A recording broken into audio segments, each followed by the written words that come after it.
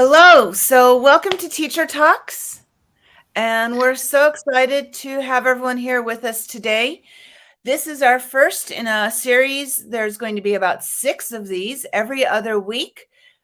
We hope that teachers around the world, and especially in Uzbekistan, will join us. So, what Teacher Talks is it's presented by English speaking nation coaches and TESOL coaches and other experienced teachers. Just giving you some teaching tips and information. I want to thank everyone who decided to join me. We've got Bakhtior and Niroda and Shakradat, and we've got a few other people that will be coming to us soon. Thank you for joining us live. And it's great to see everyone out there on Facebook and on YouTube. So thank you. And we'll go ahead and get started. So today's talk is about information gaps. So first of all, I need to do a shout out to person I worked with, who is named Rose, and she's the one who gave me this idea to talk about this because I helped her work on a talk about information gaps. So first, a little bit about myself. My name is Briana Rogers. I am originally from Oregon, but I have been living abroad for quite a while. I am an ESN coach, an English Speaking Nations teacher coach, and I've been working in Karshi for the last year and currently working in the Namangan and Fergana region doing teacher training with secondary school teachers. I have about 12 years of teacher training. Most of this has been in Southeast Asia and Malaysia, Laos, Myanmar. I've also been doing teacher training in Tunisia and again now in Uzbekistan. As far as English language teaching, I have over 20 years of experience in that. I've forgotten the count of how long it's actually been. But I've been teaching for quite a while and really love it. So I'm really glad, again, to be sharing with you guys. If you do have any questions, feel free to just type in the comment box on Facebook and they will show up with me for me somehow. Thanks. Thank you. So I'm going to go ahead and continue. So right now, if I could have you write down 3 reasons why getting your students to talk is difficult. So then I'll wait for a few answers in either the Facebook chat box or then hopefully Bakhtior, Roda, or Shagkodat will have some questions or some responses for me as well. So 3 reasons why you think students have trouble talking or speaking in class. What are some of the difficulties? Thank you. I'm going to بابر just be quiet التلفزيون لو and خبر let you بابر guys think about بابر some ideas. بابر بابر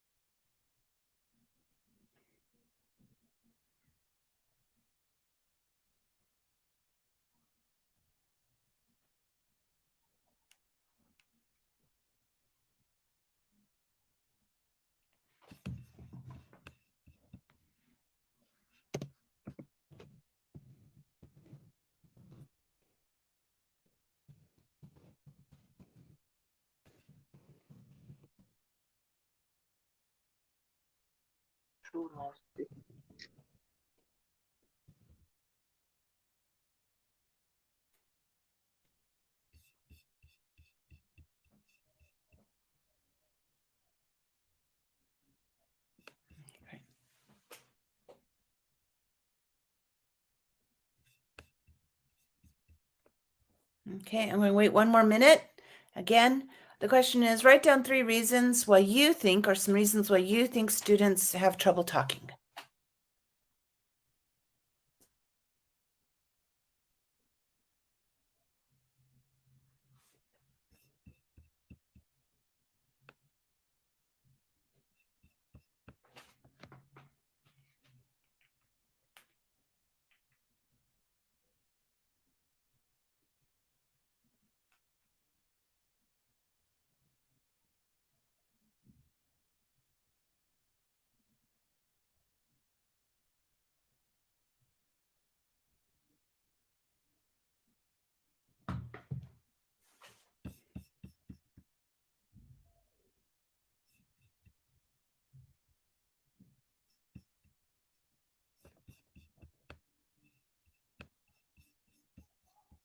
All right.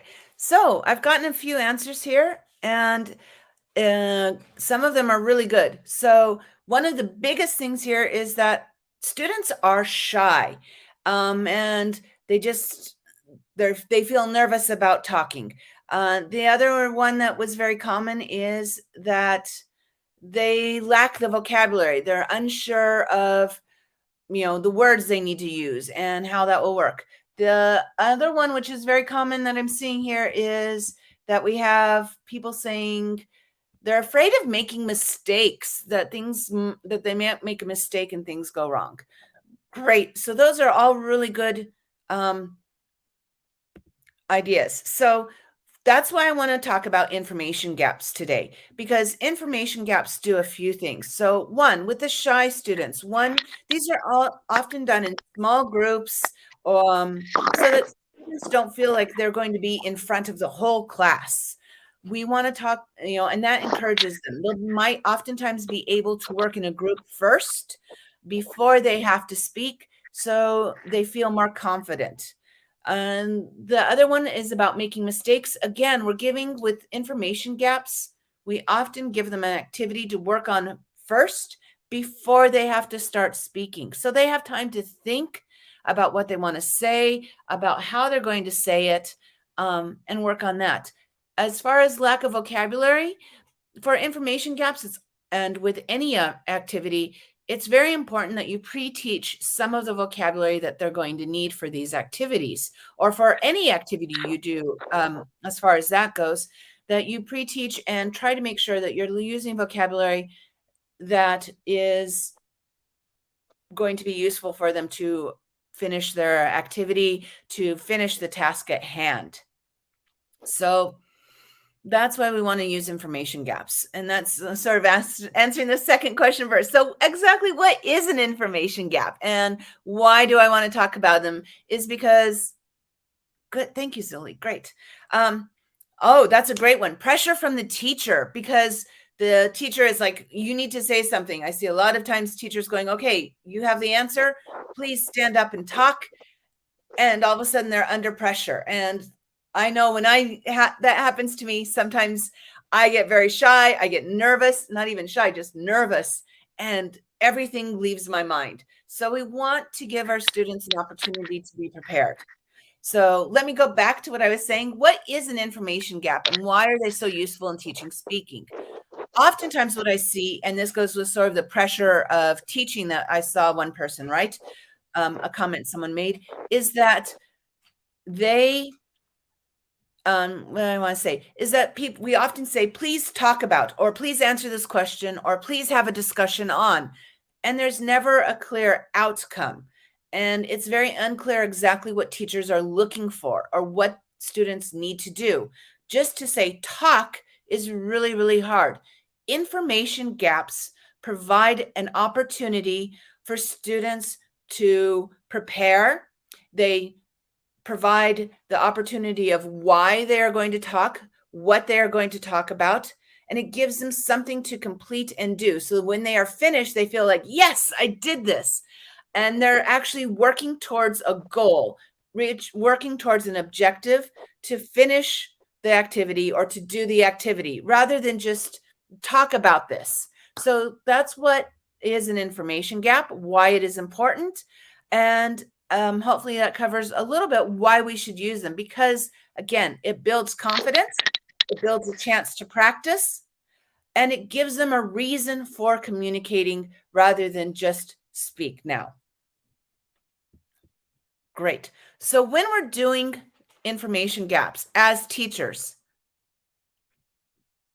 good. Yeah, Ziola had a really good one. She made it very succinct. Information gap activity is when an activity when students have to talk to find some information. Excellent. Thank you. Yes. So in these information gaps, one student has information, the other student does some information, the other student has other information, and they need to share the information to complete the task. Thank you for making that quite succinct for me there. So again, it's when you're missing information, you need to find information and you have to go to the other students to get that information. So again, we're making a reason for them to talk. Thank you. Great feedback there. So how do we make sure that information gap activities work? First, we need to monitor. We want to keep our students on task. Now, information gaps activities are about fluency and speaking. So when we monitor, we just want to make sure that they're on task. We don't necessarily want to monitor to correct errors. One of the comments was that students are afraid to make mistakes. This needs to be a safe environment for students where they feel they can practice the language without the teacher going, that's wrong, or you need to say this way. We want them to feel free to speak in a natural setting. We want to establish a purpose. Why are they doing this information gap? What information are they looking for? And what needs, why the students are doing this rather than just it's in the textbook. Set time limits. Give the students a time that they have to complete by. Oftentimes I see teachers saying, okay, do this activity, but the students don't know how long they have to complete it. And we hear, go quickly, or you're almost finished, but we don't know exactly how much time. Giving them specific time limits. You have 5 minutes to do this in. Okay, you have 3 more minutes. All right, you have 1 more minute. And then doing a countdown helps the students set a very be able to complete the task on time and feel that there's something that they need to do in that time period. Sometimes students want to cheat. Hey, it happens. They want to show the information they have to their other student rather than verbally communicating it. So a good way to do this is, if you can, get them to talk back to back. So sit with their backs towards each other so they can't share the papers. Sometimes, depending on how much information they need to see, I've actually even taken the papers back so that the students have to use what they can remember. Make the activity relevant. Make it something that they will naturally talk about. Oftentimes I've seen in textbooks that it's something that's not relevant to the students. It's talking about going to the theater, and your town might not have the theater. So how could you change that? What might they go to so that it's relevant and something that they would do? This sort of goes back to monitoring again, which was delayed error correction. Rather than correcting errors that you hear right away, maybe make a list as you're walking around and monitoring. Make a list of mistakes that you commonly hear, and then go back and have students correct themselves. Maybe write those errors on the board, and then they go back through and they correct them. This does 2 things. One, you are not focusing on just one student and that student feeling bad because they're making mistakes. 2, as a teacher, you can hear exactly what mistakes are commonly happening, and maybe even go back and have to reteach some of that stuff so you really know. Create connections. Again, making this relevant is sort of the same thing, but create connections between what your student is doing, how it relates to their real life, making it relevant. And another way that you can really help your students, especially depending on the activity, is give them some sentence starters. Say, I have never been, or I have been, depending on the activity. Or the word is defined, you would define this by giving them sentence starters. You might, you could, I think, so that they know how to start the sentence, and then they can finish it. So this way they feel supported and a little scaffolded with the activity. So I'm going to pause just a second. Are there any questions about what information gap activities are and why they are useful?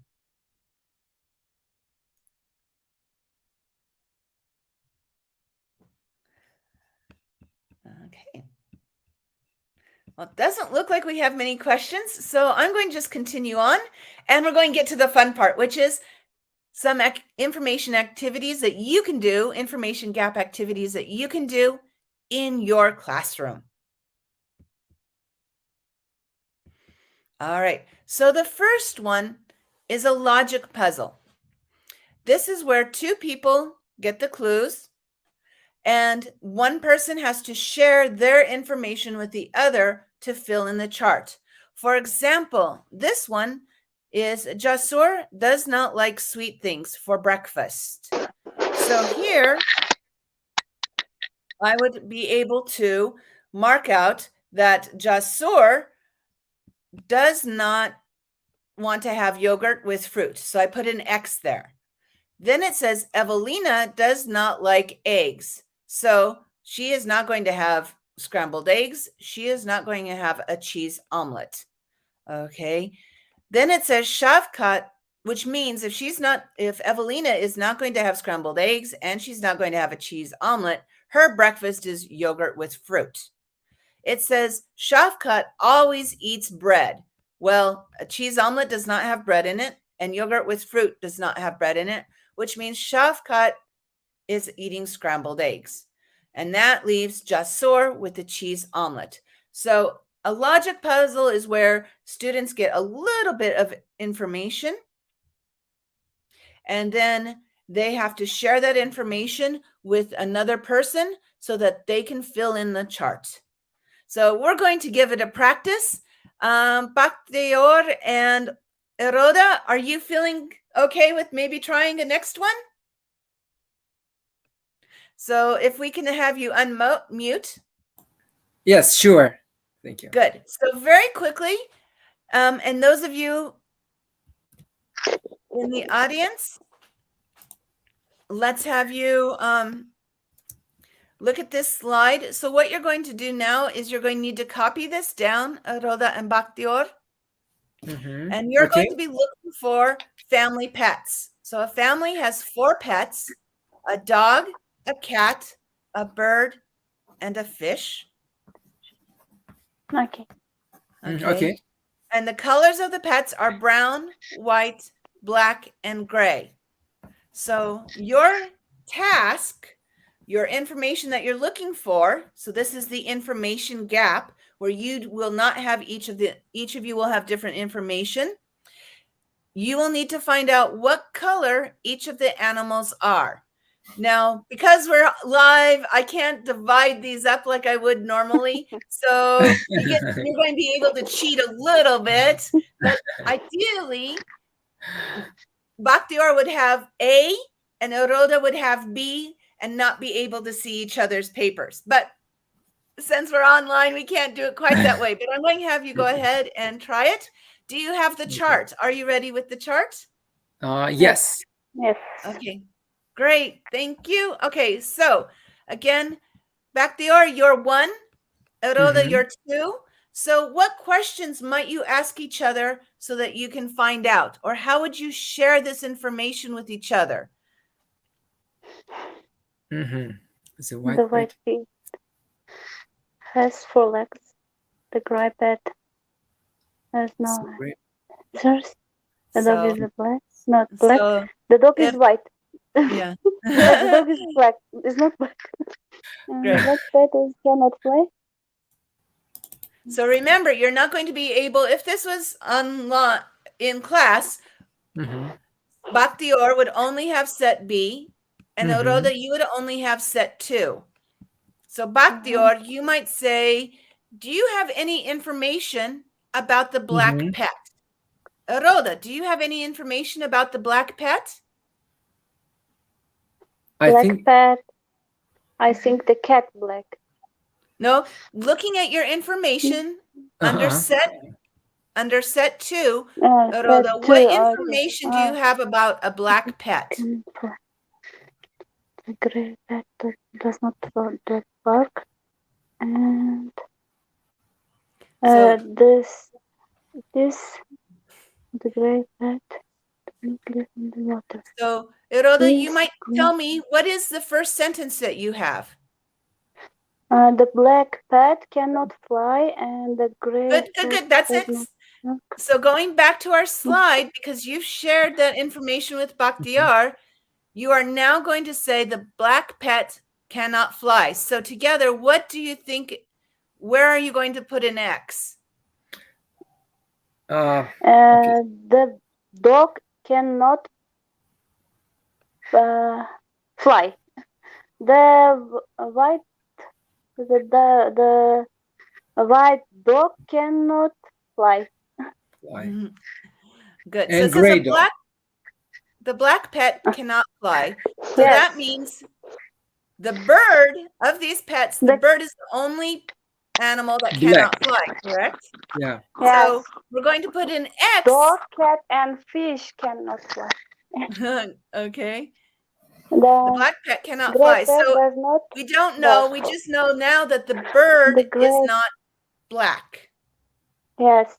The bird is Okay. not black, and the gray pet does not bark. So what does that mean? That means the dog? Only dog can bark. Only a dog can bark. So Yes. that means that the gray pet does not bark. So the dog is not gray either. Yes. The dog is not gray. Is not.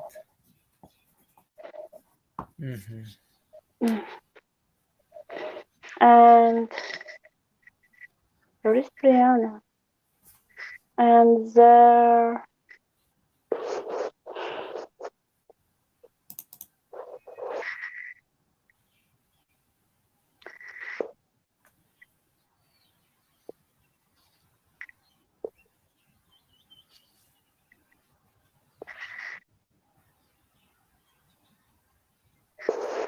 And so first one I can read. Okay. It's not gray.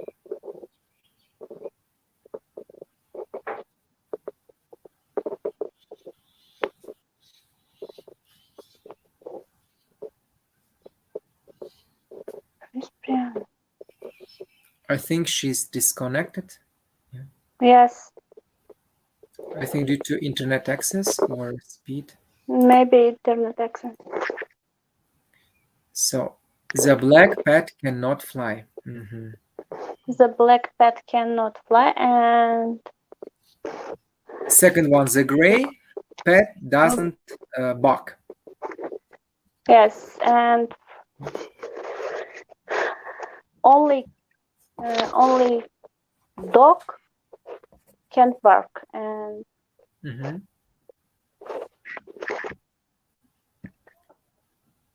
and the third one, the brown pet and the gray pet do not live in water.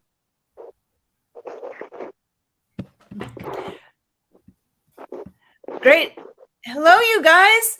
I got dropped out for some reason, but it sounds like you guys are doing better without me than with me. Well, we do. Yes. Good. The brown pet and gray pet do not live in the water. And it is the brown pet and gray pet do not live in the water. Okay. Did you get it figured out? No. The black pet cannot fly.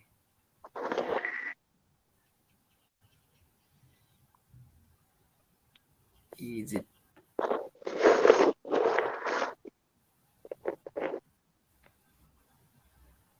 Great.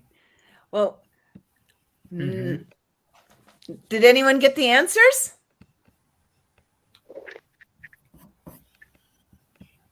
The dog and how about anyone out in our audience? Our viewing audience. Yeah. Did anyone come up with the answer? They didn't live in the water.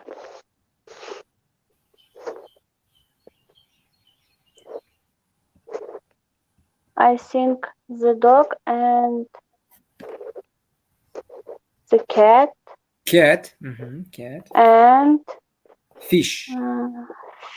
Fish live in the water, but yeah, I mean the first one. You mean the first? Okay. Since we need to get on, I'm going to give you the answers. First one is fish, and So what second color do one you think? is Good. What color is the dog, do you think? dog. So the dog is actually white. White. The cat is gray. Is gray, and The bird the is sea brown. is brown, and fish And the is black. black. Black. Yes, black. Good. All right, good job, you guys. But that sort of shows Okay, us, thank you. even without the teacher in the classroom, when I disappeared, like I said, more talking took place because they were trying to figure out something. They were using their brains. They had a reason to share their information. So as you can see, especially if they could not share the information or both see it, there was a reason. They were interested in trying to figure out what was happening. And that's what we want to do to get our students to talk, is we want them to get engaged and interested, and giving them an information gap and a task helps us do that. All right, so we're going to move on to our next one. Thank you guys for helping out. Thank you. Thank you. Thank you. The next one is Mingle. Who and what am I? You guys going to take it a little bit easier. Sorry, this is someone else tried to figure it out. We'll put the answers in the chat soon. So this is a mingle. Mingles are where we have all the students stand up and they try to find out what animal they are. So here we have animals from the jungle. And this is tiger, ostrich, giraffe, elephant, monkey, Lion. lion. So what we want to do here is, again, this is going to be a Post-it note or a piece of paper on my back. And on my back, it will say the animal that I am. Okay. So I'm going to try to guess what animal I am by asking questions. And I like to give a limit. I can only ask one person 2 questions. Okay. So then I would have to go move around and ask someone else. So, Bakhtiar, okay. Can you think of an animal? Don't tell me. Okay. Okay. So, yes, if we were in the classroom, I would have my Post-it note with the animal that Bakhtiar has written here because he's the teacher, and it will be on my back. Yeah. Now I'm going to ask 2 questions, and hopefully I can get it. Okay. Let's see. I'm going to ask. I'm ready. Do I have a tail? Yes, I do. Yes, I have a short tail. Good. Oh, but you can only answer yes or no. So okay. Yes, I do. I have a tail. Am I dangerous? Very dangerous. No, I don't. No. Am I a giraffe? Sorry? Am I a giraffe? Yes, you're right. Giraffe. Giraffe, yes, you're right. Very good. Eroda, can you write down one animal for us? Okay. And this is Bakhtiar. This is going to be Bakhtiar's May I animal? only think about an animal? Okay, think about it in your head. Okay. Bakhtiar. Again, we would pretend Rhoda, as the teacher, has written this on a piece of paper. She's put it on Bakhtiar's back. Okay. And now Bakhtiar needs to figure out who he is. So Bakhtiar, can you ask yes, no questions? Okay. And try to guess what animal you are. Okay. Are you a big animal? Or am I? Yes, I'm a am I a big animal? Yes, you're a big animal. Do I have trunks? Yes. A trunk. You have trunks. Yes. Am I an elephant? Yes, you're an elephant. Very good. Correct. All right. Good guesser, Bakhtar. So Yeah. this is, again, a very easy one to do. Again, just take a piece of paper. When I do this, I usually try to think of as many animals as I can. Sometimes people will have one or the same animal, but I try to make sure all the students will have an animal on their back. You could use jobs. You could use countries.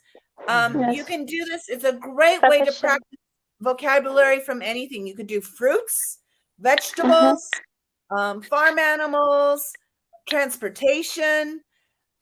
Tape it to the back, and then all the students, not just one, but all the students will walk around. They will go to a friend and they can ask 2 questions and try to think about it. Then they will go to another person, ask another 2 questions until they can figure out what it is. And then they come up to the teacher and say, "Teacher, am I a tiger?" And if they're correct, I try to have extras so I can put it on their back and they can continue the mingling.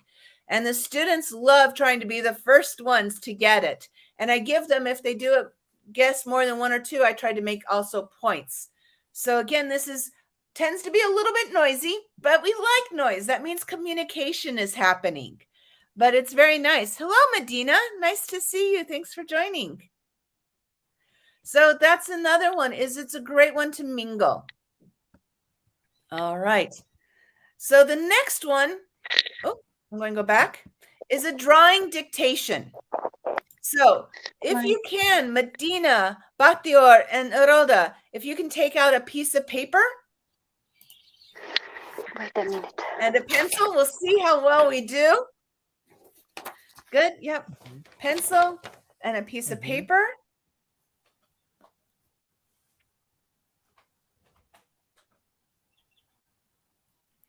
Now, in a dictation, this is called a picture dictation. One person will describe a picture and the other one has to draw it. And hopefully they get the same picture that you have. So cross our fingers, I can give good descriptions and find out, and you will be able to draw the picture.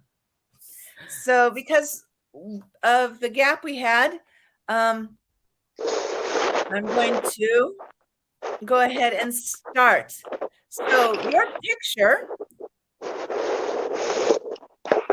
that I would like you to draw, on the right-hand side, you are going to draw a very simple house with just a, I can only speak, with just a pointed roof and 2 sides.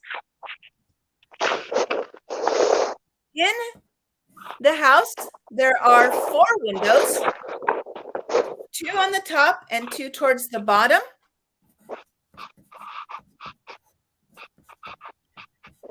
And in the middle is a door.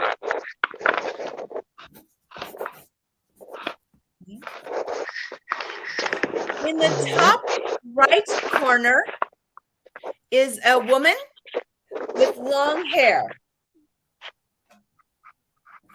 In the top right window, there is a woman with right hair.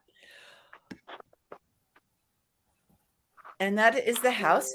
Then on the left side of the house is a sun. And it's just a simple circle with 1, 2, 3, 4, 5, 6 lines coming out of the circle to make it a sun. Okay. Oh, this is hard. On the right-hand side of your house is a tree. The tree is as tall as your house, same size as the house. It's a very simple tree. Flying over the tree are 2 birds. The birds are just simple V shape.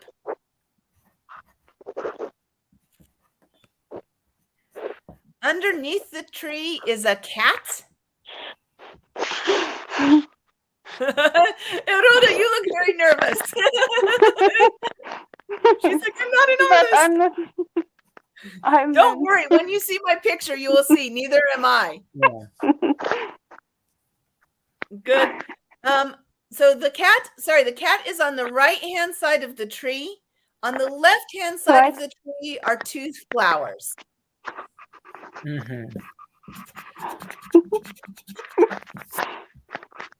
Okay. When I say go, I'm going to show you my picture and I want you to hold up yours and we'll see how we did. Okay. Okay. One,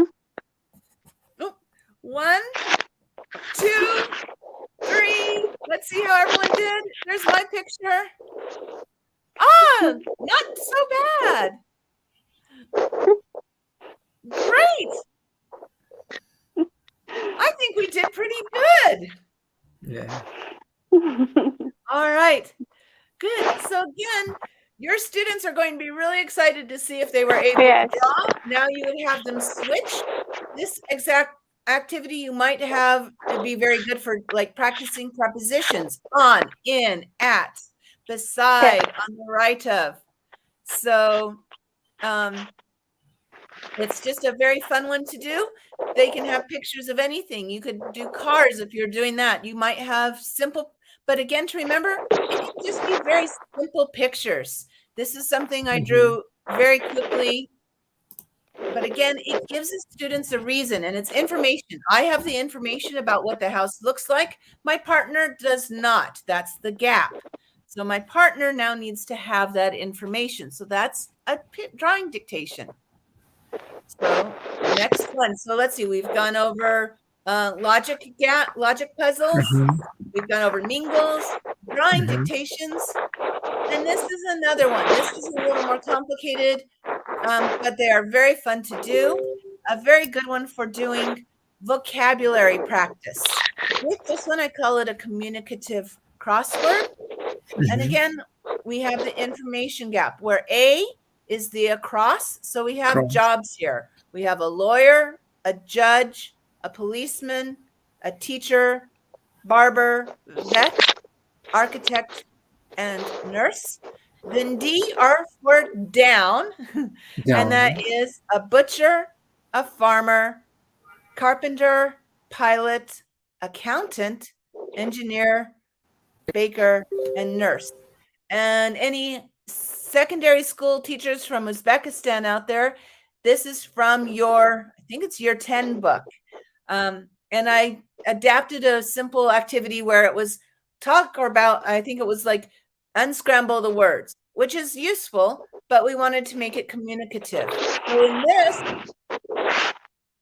say Aroda, or let's see, Aroda, a little break. Bakhtior would be A, and Medina would be D, down. And what I like to do, especially if it's a weaker group, I would have A's get together and think about definitions. How would you define those? So Bakhtior, if you can think about how you would define the words that you have. And then Medina, you would have the words for down. Oh, Bakhtior just left. He didn't want to do the activity. Okay. For this activity, the Bakhtior should ask me, or so he would ask you. I should give the definition. Yeah, the definition. So it's very hard to see here, and I apologize. The screen, at least on me, it seems very hard to read.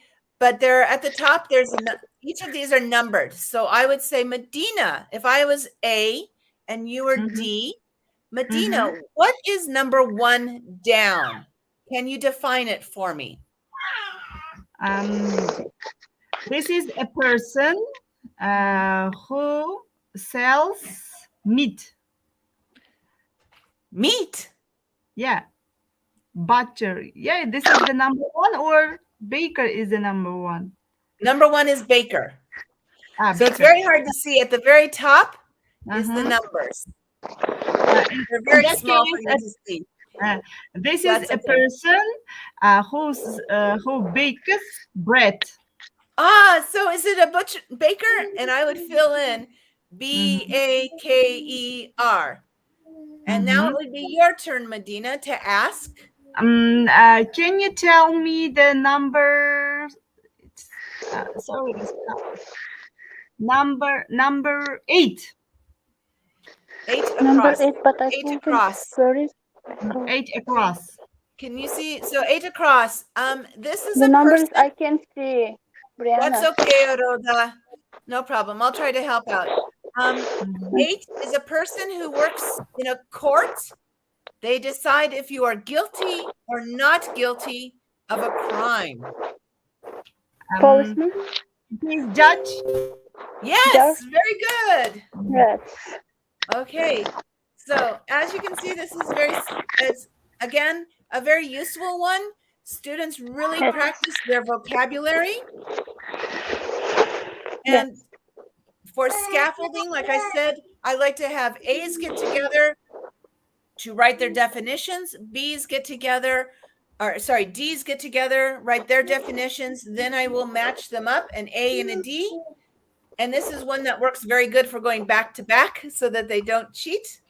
And they remember that they have to go, that they work on the numbers, 1, 2, 3. A big thing with doing these communicative crosswords is I found the first thing that happens when I give them to students is they try to fill them in. So you have to be very clear with your instructions. At first, do not write anything in the crossword. Just write a definition for the words you see. Then once they get that, that will be clear. Great. So those are the ones I wanted to show you. I'm going to show you, just quickly go over because I'm running close out of time and I want to give some time to question and answer if there's are any. So some other things you can do are role plays. But this is not a role play where they just do a discussion and they already have the words. We want to give them something like a schedule. You need to make a schedule and find out when you are free, or ask directions, or go shopping. You need to buy 3 bananas. You need to buy 2 tomatoes. You need to buy something. And then someone else has a list with what they have to offer and are the stores. So role plays are where we make it more natural. But again, there has to be an information gap. So we're not giving them the entire what to say. We are just giving them a little bit of information and they have to pretend that they are either in a store or that they are in a business and they need to make a schedule. Okay.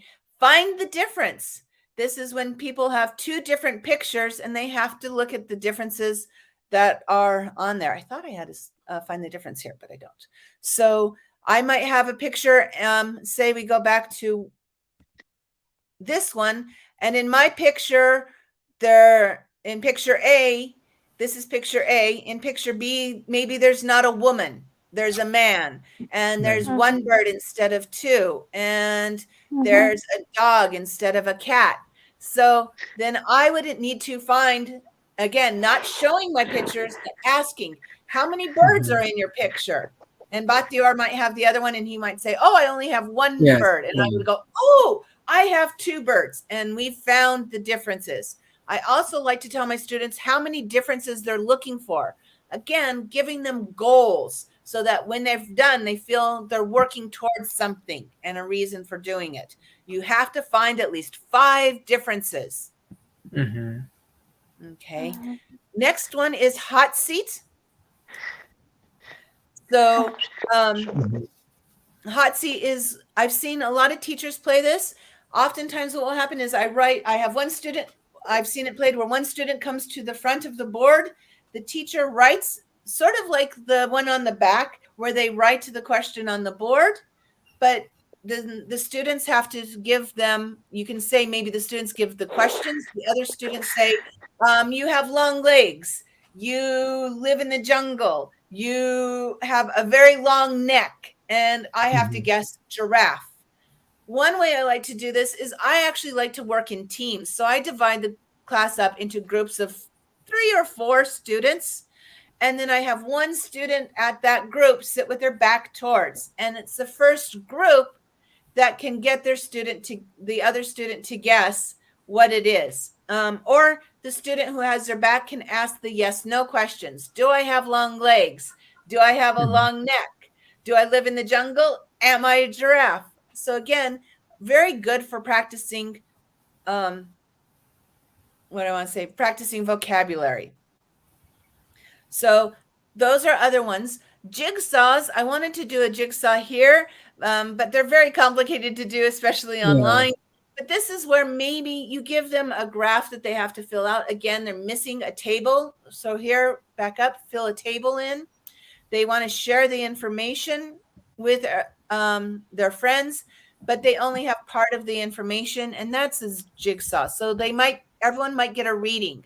I might read about the country of Uzbekistan. Aroda might read about the country of France.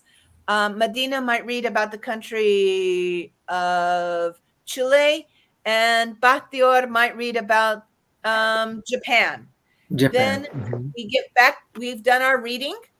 We get back together in one group. And then we have a chart we have to fill in together, which is what are the capitals of these countries? What is the population?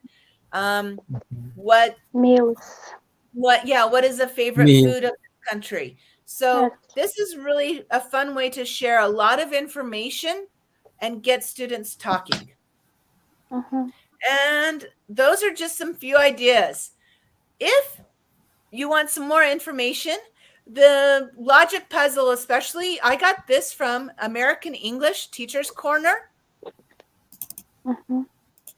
And they have some great resources. And this is the site that you can go to. Boggles World has wonderful information gaps, a lot of different activities. So you can choose what you want to do, find the content that you're looking for. We have Educate USA Games.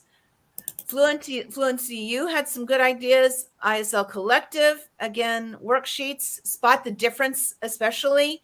And Boggles World, again, had some really great Spot the Difference ones. So a lot of times people are like, these take a lot of time, but it's really hard. Oh, and Edu Games are where I did the crossword. It was actually super easy. It looks like a very complex thing. I just typed in those 16 vocabulary words and it made the crossword for me. So very, very easy to use. So sometimes I think these are very complex, but it actually made it was very easy to use and very easy to do. So we've got about 5 minutes left. And any questions or comments? I hope you found this session interesting. We will have our next session in 2 weeks. So I do believe it's going to actually be on March 30th will be our next one. And that will be with Arman. And I can't remember what he was going to talk about, but I'm sure he'll be a very good one. He's awesome. Any questions, comments? Anything you need? So, dear Briana, well, thank you for these fabulous activities, information gap activities. And by the way, today, for example, as for me, I got suggestions how to adapt these activities in my teaching context. And I think other teachers also have ideas how to adapt the same for example, activities into different contexts according to their grades and according to their learners' learning levels. Thank you once again. Oh, thank you, Bakhtiar. Yes, that's one thing I love about these. I tried to choose ones that were very easy to adapt. And you can make the questions harder or easier, the vocabulary harder or easier with these. And they're like, again, your students will love it. And you'll see that they're really talking a lot more because they have something to accomplish. Okay. Thank you, Briana. All right. Thank you, everyone. I think I'll turn it back over to American Center. Thank you for hosting us. And again, we will have another teacher talk on May 30th. We hope to see you then. And thank you for joining us, everyone. Thank you, Briana. Bye. Thanks. Bye. Goodbye, teachers.